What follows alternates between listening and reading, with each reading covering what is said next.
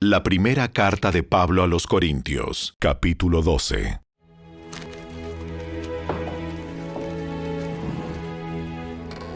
Ahora, amados hermanos, con respecto a la pregunta acerca de las capacidades especiales que el Espíritu nos da, no quiero que lo malentiendan. Ustedes saben que cuando todavía eran paganos, fueron llevados por mal camino y arrastrados a rendir culto a ídolos mudos. Por lo tanto, quiero que sepan que nadie que habla por el Espíritu de Dios maldice a Jesús. Y nadie puede decir que Jesús es el Señor, excepto por el Espíritu Santo. Hay distintas clases de dones espirituales, pero el mismo Espíritu es la fuente de todos ellos. Hay distintas formas de servir, pero todos servimos al mismo Señor. Dios trabaja de maneras diferentes, pero es el mismo Dios quien hace la obra en todos nosotros. A cada uno de nosotros se nos da un don espiritual para que nos ayudemos mutuamente. A uno el Espíritu le da la capacidad de dar consejos sabios. A otro el mismo Espíritu le da un mensaje de conocimiento especial. A otro el mismo Espíritu le da gran fe.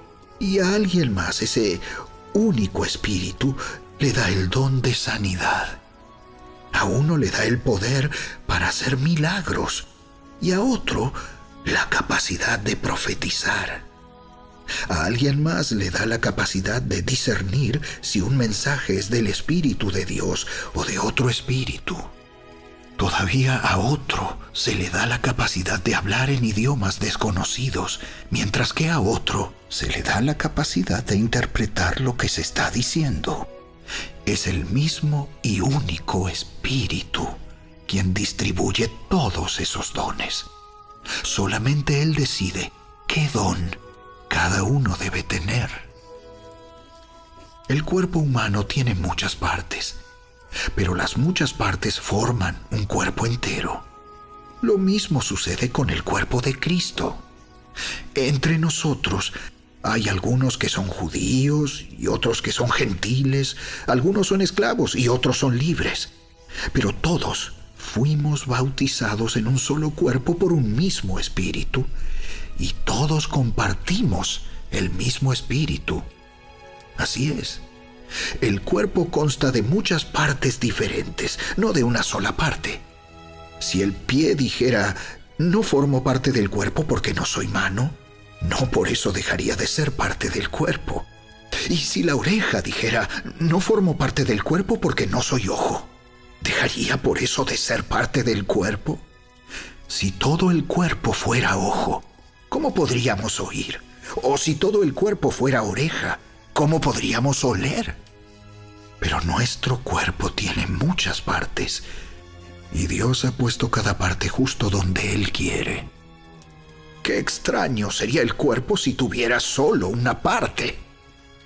Efectivamente, hay muchas partes, pero un solo cuerpo. El ojo nunca puede decirle a la mano, no te necesito. La cabeza tampoco puede decirle al pie, no te necesito. De hecho, algunas partes del cuerpo que parecerían las más débiles y menos importantes, en realidad son las más necesarias. Y las partes que consideramos menos honorables son las que vestimos con más esmero. Así que protegemos con mucho cuidado esas partes que no deberían verse, mientras que las partes más honorables no precisan esa atención especial. Por eso Dios ha formado el cuerpo de tal manera que se les dé más honor y cuidado a esas partes que tienen menos dignidad. Esto hace que haya armonía entre los miembros, a fin de que los miembros se preocupen los unos por los otros. Si una parte sufre, las demás partes sufren con ella. Y si a una parte se le da honra, todas las partes se alegran. Todos ustedes en conjunto son el cuerpo de Cristo, y cada uno de ustedes es parte de ese cuerpo. A continuación, hay algunas de las partes que Dios ha designado para la iglesia. En primer lugar, los apóstoles. En segundo lugar, los profetas. En tercer lugar, los maestros. Luego, los que hacen milagros, los que tienen el don de sanidad, los que pueden ayudar a otros, los que tienen el don de liderazgo, los que hablan en idiomas desconocidos. ¿Acaso somos todos apóstoles? ¿Somos todos profetas? ¿Somos todos maestros? ¿Tenemos todos el poder de hacer milagros? ¿Tenemos todos el don de sanidad? ¿Tenemos todos la capacidad de hablar en idiomas desconocidos? ¿Tenemos todos la capacidad de interpretar idiomas desconocidos? Por supuesto que no. Por lo tanto, ustedes deberían desear encarecidamente los dones que son de más ayuda. Pero ahora déjenme mostrarles una manera de vida que supera a todas las demás.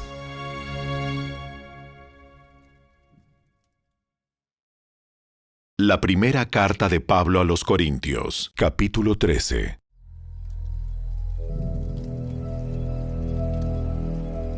Si pudiera hablar todos los idiomas del mundo y de los ángeles, pero no amar a los demás, yo solo sería un metal ruidoso o un címbalo que resuena.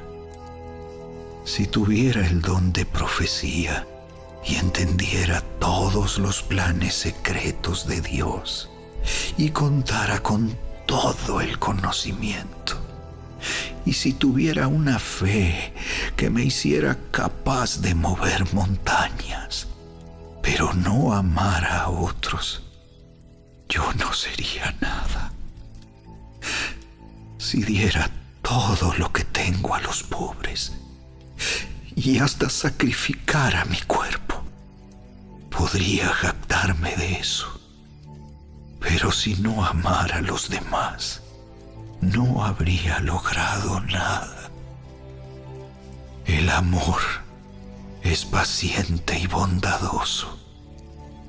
El amor no es celoso, ni fanfarrón, ni orgulloso, ni ofensivo. No exige que las cosas se hagan a su manera. No se irrita ni lleva un registro de las ofensas recibidas. No se alegra de la injusticia, sino que se alegra cuando la verdad triunfa. El amor nunca se da por vencido. Jamás pierde la fe. Siempre tiene esperanzas y se mantiene firme en toda circunstancia. La profecía, el hablar en idiomas desconocidos y el conocimiento especial se volverán inútiles, pero el amor durará para siempre. Ahora, nuestro conocimiento es parcial e incompleto, y aún el don de profecía revela solo una parte de todo el panorama. Sin embargo, cuando llegue el tiempo de la perfección, esas cosas parciales se volverán inútiles.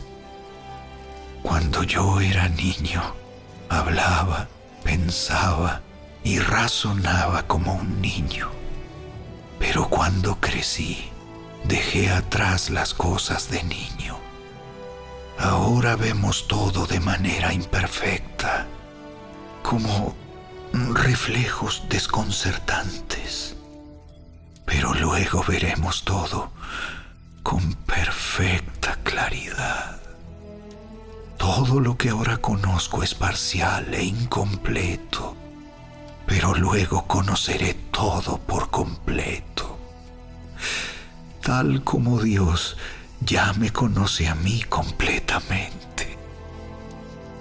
3 cosas durarán para siempre: la fe, la esperanza y el amor.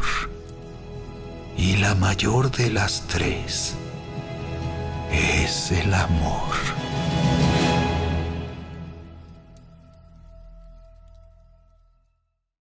La primera carta de Pablo a los Corintios, capítulo 14. que el amor sea su meta más alta. Pero también deberían desear las capacidades especiales que da el Espíritu.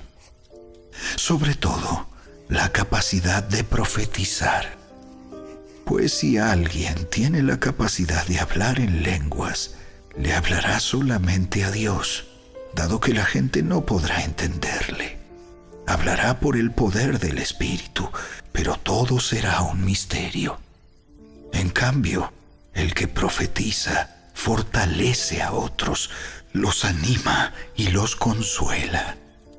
La persona que habla en lenguas se fortalece a sí misma, pero el que dice una palabra de profecía fortalece a toda la iglesia.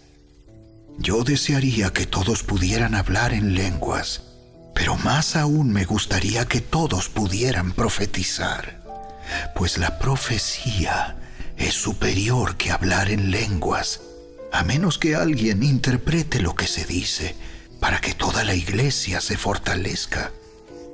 Amados hermanos, si yo fuera a visitarlos y les hablara en un idioma desconocido, ¿de qué les serviría a ustedes? En cambio, si les llevo una revelación, o un conocimiento especial, o una profecía, o una enseñanza, eso sí les sería de ayuda. Aún los instrumentos inanimados como la flauta y el arpa tienen que emitir sonidos nítidos, o nadie reconocerá la melodía. Si el toque de trompeta no es entendible, ¿cómo sabrán los soldados que se les llama a la batalla? Lo mismo ocurre con ustedes. Si hablan a la gente con palabras que no entienden, ¿cómo podrían saber lo que ustedes dicen? Sería igual que hablarle al viento. Hay muchos idiomas diferentes en el mundo y cada uno tiene significado. Pero si no entiendo un idioma, soy un extranjero para el que lo habla, y el que lo habla es un extranjero para mí. Lo mismo ocurre con ustedes. Ya que están tan deseosos de tener las capacidades especiales que da el Espíritu, procuren las que fortalecerán a toda la iglesia. Por lo tanto, el que habla en lenguas también debería pedir en oración la capacidad de interpretar lo que se ha dicho. Pues si oro en lenguas, mi espíritu ora, pero yo no entiendo lo que digo. ¿Qué debo hacer entonces? Oraré en el espíritu y también oraré con palabras que entiendo. Cantaré en el espíritu y también cantaré con palabras que entiendo. Pues si alabas a Dios solamente en el espíritu, ¿cómo podrán los que no te entienden alabar a Dios contigo? ¿Cómo podrán unirse a tus agradecimientos cuando no entienden lo que dices? Tú darás gracias muy bien, pero eso no fortalecerá a la gente que te oye.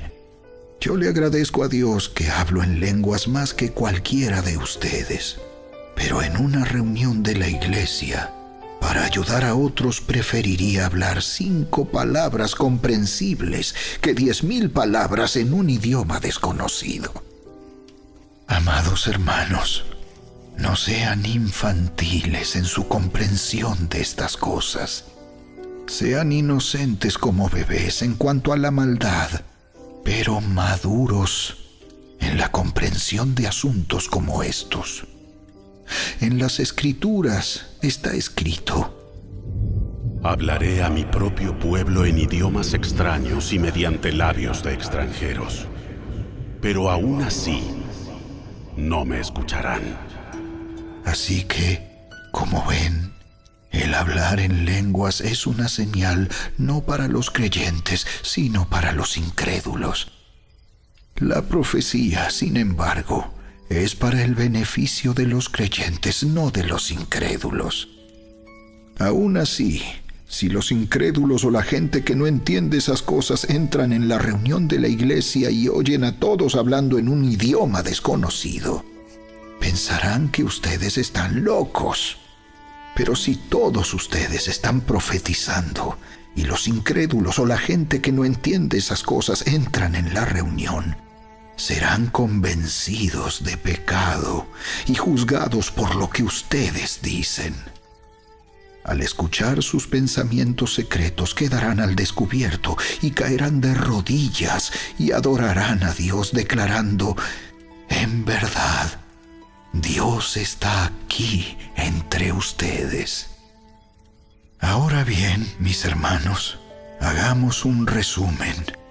Cuando se reúnan, uno de ustedes cantará, otro enseñará, otro contará alguna revelación especial que Dios le haya dado, otro hablará en lenguas y otro interpretará lo que se dice. Pero cada cosa que se haga debe fortalecer a cada uno de ustedes. No más de 2 o 3 deberían hablar en lenguas. Deben hablar uno a la vez y que alguien interprete lo que ellos digan. Pero si no hay nadie presente que pueda interpretar, ellos deberán guardar silencio en la reunión de la iglesia y hablar en lenguas a Dios en forma privada. Que 2 o 3 personas profeticen y que los demás evalúen lo que se dice.